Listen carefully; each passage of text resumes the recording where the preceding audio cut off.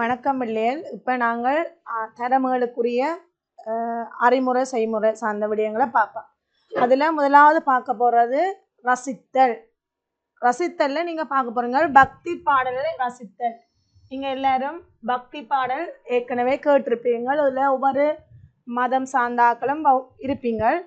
பக்தி பாடல்னு சொன்னால் பக்தி பாடல் என்பது என்னத்தை பற்றி? இறைவன் மேல் அன்பு கொண்ட பக்தர்கள் தம்மை மறந்து இறைவன் வசமாகி பாடிய பாடல்கள் தான் நாங்கள் பக்தி பாடல்னு சொல்கிறோம். இந்த பக்தி பாடல்ன்ற கருத்து எப்படி இருக்குமென்னு சொன்னால், இறைவனை புகழ்வதாகவோ அல்லது இறைவனை வர்ணிப்பதாகவோ இல்லை இறைவனிடம் நாங்கள் வரம் வேண்டுவதாகவோ அமைந்திருக்கும். இந்த இசை மிகவும் எளிமையானதாகவும் அதே நேரம் மிகவும் கவர்ச்சியாகவும் இருக்கும். எப்படி இருக்குமென்னு சொன்னால், எளிமையாகவும் அதே நேரம் மிகவும் கவர்ச்சியாகவும் இருக்கும். இந்த பாடல்களை எங்கெங்க நீங்கள் கேட்பீங்கள்? ஆலயங்களில் கேட்பீங்கள், மற்ற சமயம் சார்ந்த விழாக்கள்லையும், மற்ற ஆலய உற்சவங்கள், அதை விட வானொலி, தொலைக்காட்சி நிகழ்ச்சி, கூட்டு பிரார்த்தனை, பஜனைகள் போன்றவற்றில் நீங்கள் இந்த பக்தி பாடல்களை கேட்டு ரசிப்பீங்கள். இப்போ நாங்கள் இந்த 3 சமயத்துக்கு, அதாவது சைவ சமயம், கிறிஸ்தவ சமயம், இஸ்லாமிய சமயம், 3 சமயத்துக்குரிய பக்தி பாடல்களை இப்போ கேட்டு ரசிப்போம்.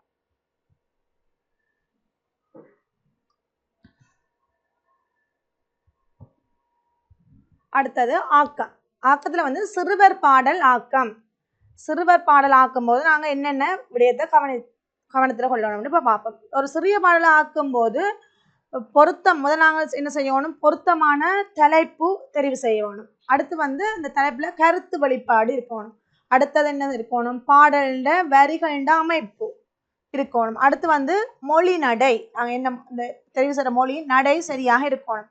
இவற்றுடன் கருப்பொருளுக்கு அமைவாக இசையமைத்து சிறிய பாடல்களை ஆக்கும்போது வெளிப்படும் திறன் ஆக்கத்திறன் நாங்கள் சொல்கிறோம். இந்த சிறிய பாடல் ஆக்கும்போது நாங்கள் இலகுவான தாளங்களான திஷ்டம், சதுஷ்டகம் போன்ற தாளங்களை நாங்கள் திஷ்ட நடை இல்லை சதுஷ்ட நடையில் ஏகதாளத்தில் நாங்கள் இந்த சின்ன பாடல்களை இசையமைத்து பாடலாம். இந்த சிறிய பாடல்களை மீட்டமைக்கக்கூடிய ராகங்களாக சங்கராபரணம், மற்றது ஆனந்த பைரவி போன்ற ராகங்களில், மோகனம் போன்ற ராகங்களில் நாங்கள் இந்த சின்ன பாடல்களை இசையமைத்து பாடலாம். நான் இப்போ ஒரு சின்ன சிறுவர் நாம், சிறந்த நல்ல சீடர் நாம், என்னை பிதா குரு தெய்வம், அன்பில் உரையும் அன்பர் நாம் என்ற ஒரு சின்ன பாடல் ஆக்கியிருக்கிறேன். நீங்கள் இதே போன்று சிறிய பாடல்களை ஆக்கம் செய்து பாருங்க.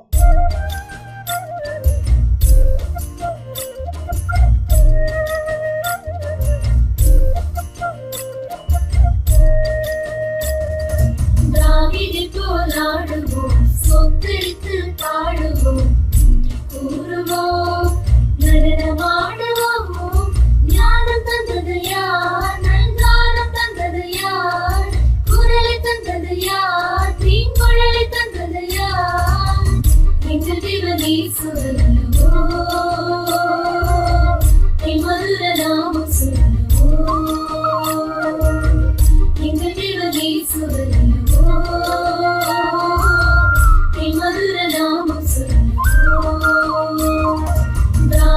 போலாடுவோம், சொத்தெடுத்து பாடுவோம், கூறுவோம், நடனமாடுவோம்.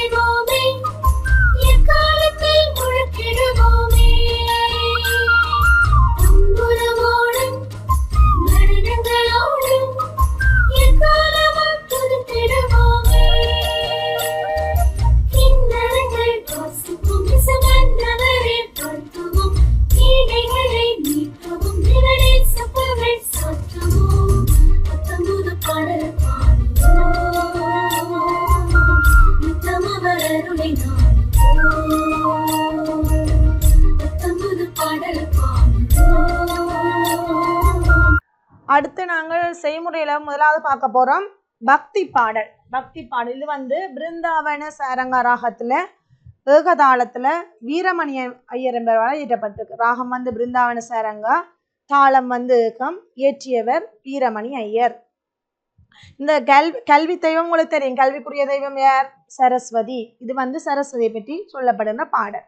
இதுல வரக்கூடிய இந்த இந்த பாடல்ல வரக்கூடிய வினாக்கள்னு பார்ப்போம்னு சொன்னா, இந்த கல்வி தெய்வம் என்ற பாடல் பாடல்ல வகை கேட்கலாம், அல்லது இந்த பாடல்ல ராகம் தெரியணும் உங்களுக்கு, தாளம் இயற்றியவர் கட்டாயம் தெரிஞ்சிருக்கணும். இப்ப நாங்கள் இந்த பாடலை பாடுவோம். பக்தி பாடல் கல்வி தெய்வம் ராகம் பிருந்தாவன சாரம்.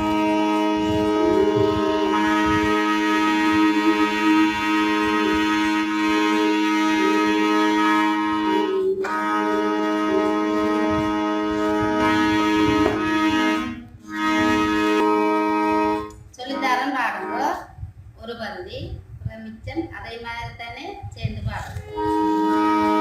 கல்வி தெய்வம் அவள் தானடி தோழி, கல்வி தெய்வம் அவள் தானடி தோழி, கல்வி தெய்வம் தருவாளடி, கல்வி தெய்வம் தருவாளடி, கல்வீதமாக நாம் பாடுவோம் மணியின், கல்வீதமாக நாம் பாடுவோம் மணியின்,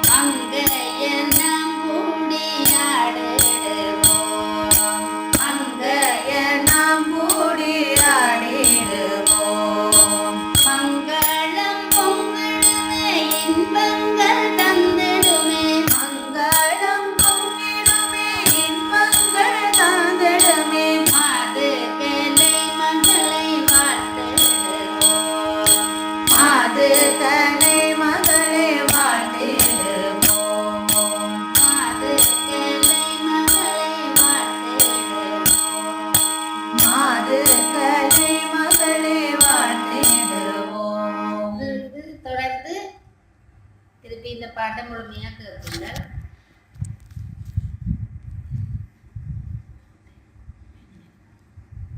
அடுத்தது சுரவெசை பார்க்க போகிறோம். ஏற்கனவே நீங்கள் 6ஆம் ஆண்டில் 1வது 2வது சுரவெசை ஏற்கனவே படிச்சுக்கிறீங்க. இப்போ நாங்கள் பார்க்க போகிறது 3, 4, 5வது சுரவெசை பார்க்க போகிறோம். சுரவெசை அமைந்துள்ள ராகம் என்ன? மாயாமளவ கௌளை. இது 15வது மேள ராகம். ஆரோணவரணம் சரிகம பதனிசா சானிதப்ப மகரிசா. இயற்றியர் ஸ்ரீ புரந்தரதாசர். மொத்தம் எத்தனை சுரவரிசை இருக்கு? 12 சுரவரிசை இருக்கு. இதுல நாங்கள் இப்ப 3வது சுரவரிசையும் 4வதும் 5வது சுரவரிசையும் பார்க்க போறோம். இந்த ஆதி தாளத்தின் அங்கடையாளம் உங்களுக்கு தெரிஞ்சிருக்கும். லகு திருதம் திருதம். ஆதி தாளத்தின் அங்கடையாளம் லகு திருதம் திருதம். மொத்த அச்சரம் 8. இப்ப நாங்கள் இந்த சுரவரிசைய சுருதிதாளத்தோட படிப்போம். இதில் வரக்கூடிய கேள்வின்னு சொன்னால் சுரவரிசை அமைந்துள்ள ராகத்தினை தருக, மற்றது இது அமைந்துள்ள சுரவரிசை அமைந்துள்ள தாளம், தாளத்தின் மொத்த அச்சரம் கேட்கலாம். மற்றது சுரவரிசையில் இயற்றியவர் ஜர். மாயாமள கௌளை ராகத்தின் மேளகன், மற்ற மாயாமள கௌளை ராகத்தில் ஆரோணவரணத்தை உங்களுக்கு கேட்கலாம். சுரவரிசை ராகம் மாயாமள கௌளை, தாளம் ஆதி, இயற்றியவர் புரந்தரதாசர். 3, 4, 5. ஆரோணம் சரி க ம ப த நி சா சா நி த ப ம க ரே சா.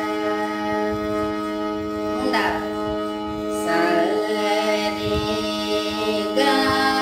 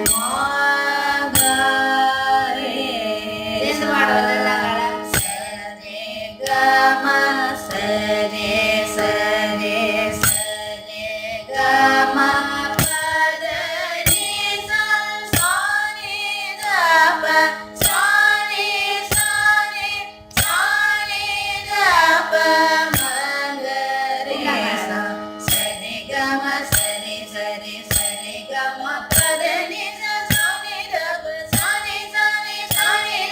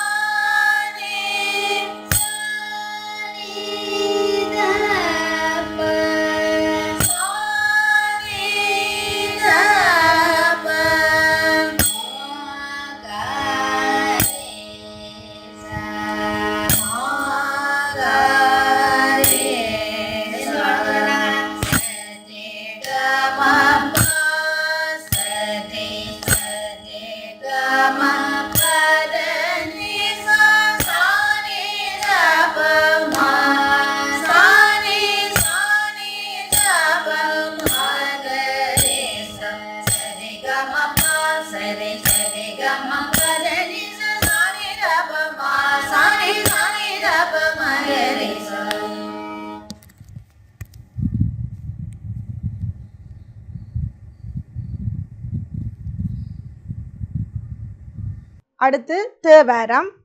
மூவரென இருவரென முக்கண்ணுடைய மூர்த்தி மாவின் கனி தூங்கும் பொழில் மாதோட்ட நன்னகரில் பாவம் வினை அறுப்பர் பயில் பாலாவியின் கரைமேல் தேவன் எனை ஆழ்வான் திருக்கேதி சரத்தானே. அப்ப இது உங்களுக்கு விளங்கும். எங்க பாடப்பட்டிருக்காங்க? பாடப்பட்ட தலம் வந்து திருக்கேதீஸ்வரம்.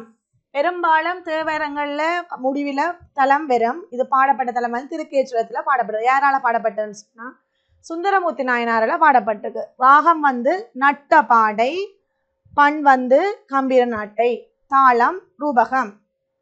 இந்த தேவாரத்துல வரக்கூடிய மூவரன் இருவரன் என்ற பாடலின் வகை கேட்கலாம். அடுத்து இந்த பாடல் அமைந்துள்ள ராகம், பண் கேட்கலாம், மற்றது தாளம் கேட்கலாம், மற்ற இந்த மூவரன் என்ற தேவாரம் பாடப்பட்டுள்ள தலம் கேட்கலாம், மற்ற அருளியவர் கேட்கலாம். இதுதான் இதில் வரக்கூடிய கேள்வி.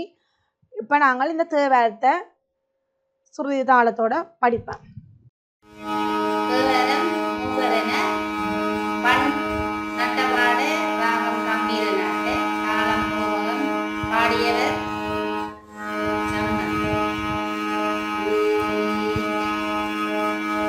திருச்சிற்றம்பலம்.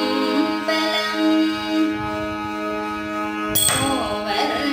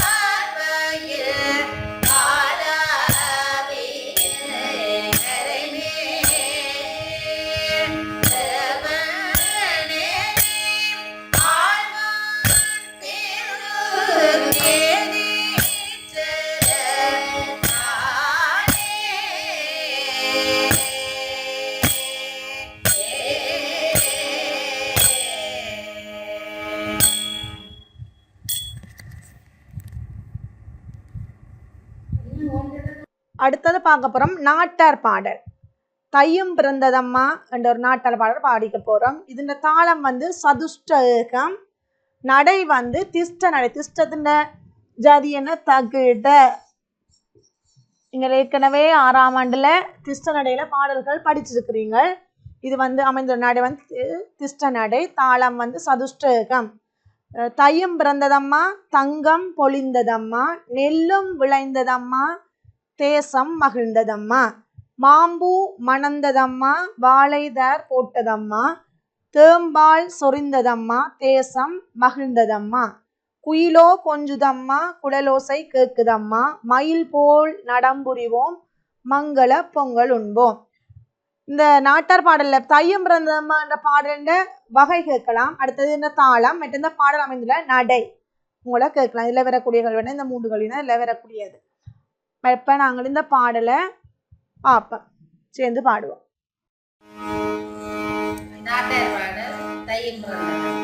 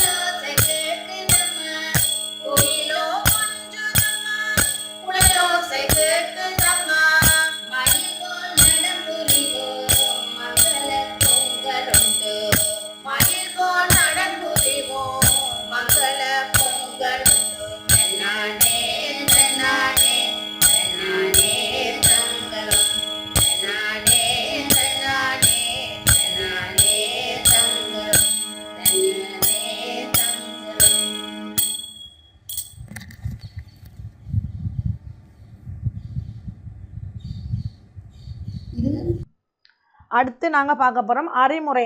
அறிமுறையில் முதலாவது உங்களுக்கு குறில் ஸ்வரம். குறில் ஸ்வரம்னு சொன்னால் அதாவது ஒரு அச்சர காலம் கொண்டதா.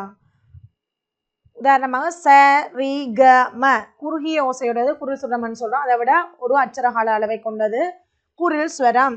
இதுன்ற வேறு பேர், இதுக்கு உதாரணம் வந்து சரிகம. மற்ற குறில் ஸ்வரத்தின் வேறு பேர் வந்து கரஸ்வ ஸ்வரம்னு சொல்கிறோம். குறில் ஸ்வரத்துக்கு வேறு பேர் என்ன? கரஸ்வ ஸ்வரம். அடுத்தது இப்போ நாங்கள் தமிழில் வந்து இப்போ ஆனா ஆவண்ணா ரெண்டு சொல்ல குறில் நடில். அடுத்த பாகம் நடில்.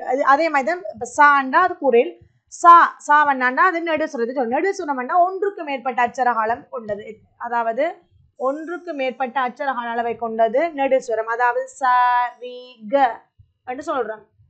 இதை இந்த குறில் சுரத்தின் நெடு சுரத்தின் வேறு பேர் வந்து தீர்க்க சுரம். நடுசுரத்தின வேறு பேர் தீர்க்க சுரம். இதில் வரக்கூடியகள் என்று சொன்னால் உங்களுக்கு குறில் சுரம் என்றால் என்னென்று கேட்கலாம். மற்ற குறில் சுரத்துக்கு உதாரணம் கேட்கலாம். மற்ற குறில் சுரத்தினா மறுபெயர். நெடுசுரம் என்றால் என்ன, நெடுசுரத்துக்கு உதாரணம் தெரியணும். மற்றது நெடுசுரத்தின் வேறு பேர் உங்களை கேட்கலாம். அடுத்து நாங்கள் பார்க்க போகிறோம் அச்சர காலம். சுரங்கள்ட கால அளவை குறிப்பது அச்சர காலம்னு சொல்லலாம். என்ன, அதாவது சுரங்கள்ட கால அளவை குறிப்பது தான் அச்சர காலம். சா என்று சொன்னால் நாங்கள் ஒரு அச்சர காலம்னு சொல்லலாம். சாண்டா ஒரு அச்சர காலம், சா வண்ணாண்டா 2 அச்சர காலம், சா கமான்னு சொன்னால் 3, சா கமா குற்று என்று சொன்னால் 4 அச்சரத்துக்கு. இப்போ கமா குற்று சாவுக்கு 1, அரவனுக்கு 1, கமா கொண்டு குற்றுக்கு 1. அப்போ இந்த மொத்த அச்சரம் வந்து 4. 4 அட்சர காலத்தை கொண்டது. இதில் வரக்கூடிய கேள்வின்னு சொன்னால் உங்களுக்கு இப்போ ச கமா குற்று கமா அப்படி போட்டு இந்த மொத்த அச்சரத்தை கேட்கலாம். அதை விட அச்சர காலம்னா என்னென்னு கேட்கலாம். அதே மாதிரி குரில் நடு சுரத்தில் பார்த்தீங்கன்னு சொன்னால் இப்போ குரில் நடுவில் சுரங்களை கலந்து போட்டுட்டு இப்போ சரி க ம பா ரெண்டு போட்டுட்டு இதில் வரக்கூடிய குரில் சுரங்களை எழுதுகையில் சுரங்கள் எண்ணிக்கை நடு சுரங்கள் எண்ணிக்கை கேட்கலாம். அடுத்து நாங்கள் பார்க்க போகிறது சங்கீத கலையின் ஆரம்பம். சங்கீதம் வந்து புனிதமான கலை. ஏற்கனவே நீங்கள் 6ஆம் ஆண்டு சங்கீதம் பற்றி படிச்சிட்டீங்க. சங்கீதம் வந்து ஒரு புனிதமான கலை. ஏற்கனவே உங்களுக்கு தெரியும். மனிதன் நாகரிகம் அடைய முன்னரே இந்த இசை ஒரு மொழியாக விளங்கியது. மொழி அதுக்கு முதல் என்ன நாகரிகம் அடைய முதல் என்ன மொழி மூலமே மனிதன் தனது உணர்ச்சிகளை வெளிப்படுத்திருக்கிறான். பறவைகள் விலங்குகள் ஓசை மனிதனுக்கு இந்த ஓசைகள் வந்து என்னென்ன பறவைகள் விலங்குகள் இந்த ஓசைகள் வந்து இந்த மனிதனுக்கு முன்னோடியாக அமைந்திருக்கு. என்ன பிறகு நாகரிகம் வளர வளர இந்த கலைகளும் வளர தொடங்கின. இந்த வேத காலத்தில் வந்து இறைவனை வழிபட்ட சாமகானம் அது சுத்த இசைக்கு ஆரம்பமாக. இந்த சாமகானம் தான் எங்களோட சுத்த இசைக்கு ஆரம்பமாக இருந்திருக்கு. சாமகானத்தில் வந்து நீ ச ரி என்ற 3 சுரங்கள் இசைக்கப்பட்டன. என்னென்ன சுரம்? சாமகானத்தில் இசைக்கப்பட்ட சுரங்கள் என்னென்று கேட்கலாம் உங்களோட கேள்வியில். நீ ச ரி இந்த 3 சுரங்களும் தான் சாமகானத்தில் இசைக்கப்பட்ட சுரங்கள். இந்த 3 சுரங்களை அடிப்படையாக கொண்டு அந்த 7 சுரங்கள் சரி சரி க ம ப த நீ என்ற 7 சுரங்களும் பிறந்திருக்கு. நிசரி என்ற 3 சுரங்களை வச்சுதான் இந்த சப்த சுரங்கள் 7 சுரங்கள் பிறந்திருக்குன்னு. ஆதி காலத்துல இந்த கீதம் வாத்தியம் நிருத்தியம் 3ம் சேர்ந்துதான் சங்கீதம் என்று சொல்லப்பட்டது. ஆதி காலத்துல நீங்க ஏற்கனவே படிச்சிருக்கிறீங்க. ஆதி காலத்துல இந்த கீதம் வாத்தியம் நிருத்தியம் 3ம் சேர்ந்து சங்கீதம். கீதம்னு சொன்னா தெரியும் உங்களுக்கு பாட்டு, வாத்தியம்னா வாத்தியத்திலேருந்து வார இசை, நிருத்தியம்னு சொன்னா நடனம். பின்னர் என்ன நடக்குதுன்னு சொன்னா இந்த சங்கீத கலை விசேடமாக வளர்ச்சி அடைந்தால இந்த கீதம் வாத்தியம் 2ம் சேர்ந்து சங்கீதம் என்று சொல்லப்பட்டது. இந்த சங்கீத கலையின் ஆரம்பத்தில் உங்களுக்கு வரக்கூடிய கேள்வின்னு சொன்னால் சாமகானத்தில் இசைக்கப்பட்ட சுரங்கள் கேட்கலாம். மற்றது ஆதி காலத்தில் சங்கீதம் என கருதப்பட்டது என்னென்ன? கீதம் வாத்தியம் நிருத்தியம். பிறகு என்ன சங்கீத கலை வந்து விசேடமாக வளர்ச்சி அடைந்து கீதம் வாத்தியம் 2ம் சேர்ந்து சங்கீதம் என அழைக்கப்பட்டது. சரி பிள்ளைகள், இப்போ நாங்கள் தரமேளுக்குரிய முதலாம் தவணைக்குரிய அறிமுறை செய்முறை சார்ந்த விடயங்கள் பார்த்துருக்கிறோம்.